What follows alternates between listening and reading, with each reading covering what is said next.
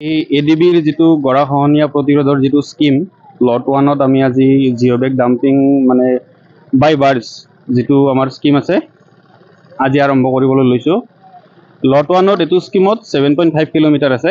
আপোনাৰ এইটো ছাইডটো আছে, আগত এটা স্পাৰ আছে মিকিৰগাঁও কাঠনি বুলি, তাৰে পৰা আমাৰ ডাউনৰ ফালে বালিৰুংগালৈকে 7.5 কিলোমিটাৰ এইটো ৰিচ। সেই ৰিচৰ ভিতৰত এপ্ৰক্সিমেটলি 3.5ৰ পৰা 4 কিলোমিটাৰ আমাৰ এই জাহাজেদি ডাম্পিং কৰিব লাগিব আমি, আৰু আজি তাৰ শুভাৰম্ভণি আৰু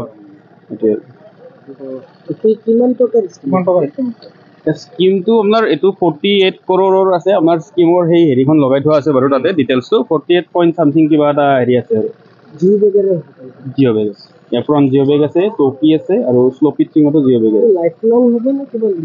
স্থায়ী বুলিতো ক'ব নোৱাৰোঁ এতিয়া স্থায়ী মানে চাওক, এতিয়া মোৰ প্ৰিভিয়াছ ৱৰ্ক এক্সপিৰিয়েঞ্চৰ পৰা কওঁ, আমি পলাশবাৰীত ছেম কাম কৰি আহিছিলোঁ 2012ৰ পৰা আপ টু 16লৈকে।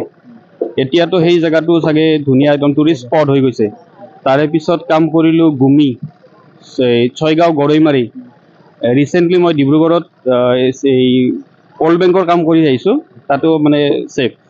তো সেই হিচাপত এইটো মোৰ সম্পূৰ্ণ বিশ্বাস আছে মৰিগাঁও এই অঞ্চলবিলাক গৰাখহনীয়াৰ পৰা মুক্ত হ'ব।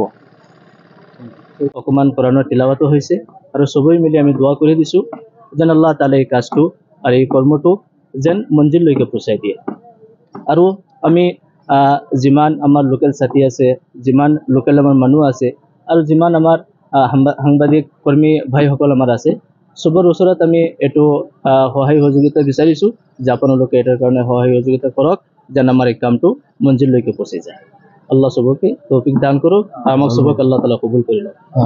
নাই, মই মানে যেতিয়া ইয়াত আহিলোঁ, অহাৰ পিছত মই এটা কথা গম পালোঁ যে মই কিছুদিন আগত মানুহে কোৱা মতে যে 7.5 কিলোমিটাৰ বা 8 কিলোমিটাৰ মান ৰাস্তা এইটো বান্ধ হ'ব, বস্তাৰ বান্ধটো 8 কিলোমিটাৰ মান হ'ব বুলি মই শুনা পাইছিলোঁ।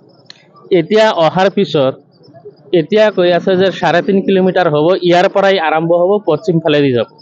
কিন্তু পশ্চিম ফালে যোৱাৰ এই অৰ্থটো মই বুজি পোৱা নাই, কিয় হ'ব লাগে পশ্চিম ফালে। কিন্তু আমাৰ এইটো ফালে আধৰুৱা কাম কৰি পেলাই গুচি গ'লেতো আমাৰ এইটো তাৰমানে আমাৰ এইটো অঞ্চল নষ্ট হৈ যাব।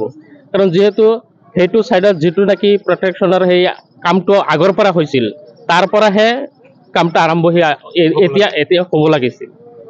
এতিয়া মানে মোৰ পচন্দ হোৱা নাই কামটো, তাৰমানে আধৰুৱা কৰাটো মই পচন্দ নকৰোঁ মানে। এতিয়া মই যেনেকুৱা মই গম পালোঁ যে মাজত গেপছ ৰাখি পেলাইহে কাম কৰি আছে, যিটো সেইফালে গোটেই ঠাইখিনি ৰৈ গ'ল। নাই, বচাব নোৱাৰে। মই যেনেকুৱা চাইছোঁ, মোৰ দেখা মতে বচাব নোৱাৰে। সেইটো যিখিনিলৈকে কাম কৰিছে সেইখিনিৰ পৰা আৰম্ভ কৰিলেহে এই অঞ্চলটো বাচি থাকিব। বস্তা বান্ধৰ কাম হ'লে কিমান কিলোমিটাৰ হ'ব লাগিছিলে? মই জনামতে 8 কিলোমিটাৰ হ'ব লাগিছিল। এতিয়া শুনা পাই আছোঁ যে 3.5 কিলোমিটাৰ মান হ'ব। তথাপিও ইয়াৰ পৰা আৰম্ভ কৰি, য'ৰ পৰা আৰম্ভ কৰি আছে পশ্চিম ফালেদি 3.5 কিলোমিটাৰ মান যাব।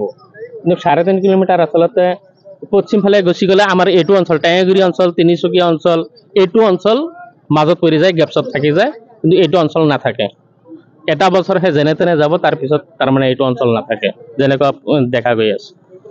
নাগৰিকত্বৰ দীৰ্ঘদিনীয়া সমস্যা ব্ৰহ্মপুত্ৰ গৰাখহনীয়া, সেই সমস্যা আজি সমাধানৰ বিষয়। একপ্ৰকাৰ ক'বলৈ গ'লে কিবা এটা নহয় সমাধানৰ। একচুৱেলি আমি মানে লাহৰীঘাট সমষ্টিৰ বাহিৰ নহয়, আমাৰ অসমত ধৰি আমাৰ বিভিন্ন জিলাত আমাৰ যি বানপানী আৰু গৰাখহনীয়াৰ যি সমস্যা, এই সমস্যাত বিভিন্ন ৰাইজ বা তেওঁলোকে ঘৰ বাৰী এৰি আজি পথৰ ভিকাৰী হ'ব লগা হৈছে। আজি তেনেকুৱা এটা সময়ত আজি আমাৰ যিটো মৰিগাঁও জিলাৰ লাহৰীঘাট সমষ্টিত টেঙাগুৰি, কছাৰীগাঁও, বৰহলুকান্দা, হলুকান্দা আদি ঠাইত আমাৰ যি প্ৰকল্প বা আঁচনিৰ কাম আৰম্ভ হ'বলৈ ধৰি আছে, এয়া এটা সুন্দৰ পদক্ষেপ। আৰু এই পদক্ষেপত আমি এই নৈপৰীয়া ৰাইজ হিচাপে আমি খুবেই আনন্দিত আৰু সুখী হৈছোঁ। আৰু আমি এই কামখন আমিও কৈছিলোঁ, আমি কেইবাবছৰ আগতো আমি কৈছিলোঁ যে আমাৰ এই কামখন হ'ব লাগে, স্থায়ী প্ৰটেকশ্যন হ'ব লাগে। আৰু সেই প্ৰটেকশ্যনৰ ক্ষেত্ৰত হয়তো চৰকাৰেই হওক বা বিভাগীয় কৰ্তৃপক্ষৰ দ্বাৰাই হওক, যিহেতু এছিয়ান ডেভেলপমেণ্টৰ পৰা যি টকা মঞ্জুৰ হৈছে আৰু সেই মঞ্জুৰৰ পৰা কাম আজি শুভাৰম্ভ হ'ব, গতিকে তাৰ কাৰণে আমি খুবেই আনন্দিত। চাওক, এইটো সমাধানৰ ক্ষেত্ৰত তাৰমানে কি ক'ম আৰু, সমাধান কৰিবহে খুজিছে, কিন্তু সমাধান কেনেকৈ কৰিব?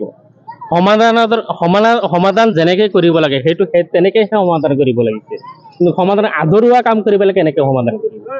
আধৰুৱা কাম কৰি পেলাই সমাধান কোনোদিন নহয়।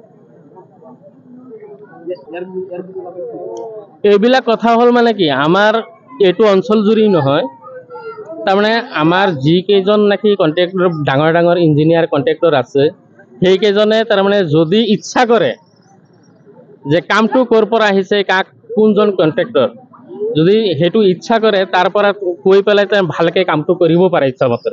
কিন্তু সিহঁতেও তাৰমানে কি পইচাৰ ক্ষেত্ৰত পইচাহে কামানি কৰিব লাগে, পইচাৰ ক্ষেত্ৰত পইচাৰ লোভিয়াল, এইটো কাৰণেহে আমাৰ এইটো অঞ্চলে এনেকুৱা হৈ আছে। যিহেতু 5 কিলোমিটাৰ ঠাই, মই এইটো ক্ষেত্ৰত মই ক'ব খুজিছোঁ যে মই জনামতে 8 কিলোমিটাৰ হ'ব লাগিছিল, এতিয়া 3.5 কিলোমিটাৰ হ'ব বুলি মই গম পাই আছোঁ। এইটো ক্ষেত্ৰত মানে এই আমি বিজেপিৰ কৰ্মকৰ্তাসকলকো কওঁ আৰু CM সাহেবকো কওঁ যে যাতে আমাৰ এইটো অঞ্চল যাতে বাচি যায়, সেই তেনেকৈ কাম কৰিবলৈ যাতে কয়, সেইটো আৰু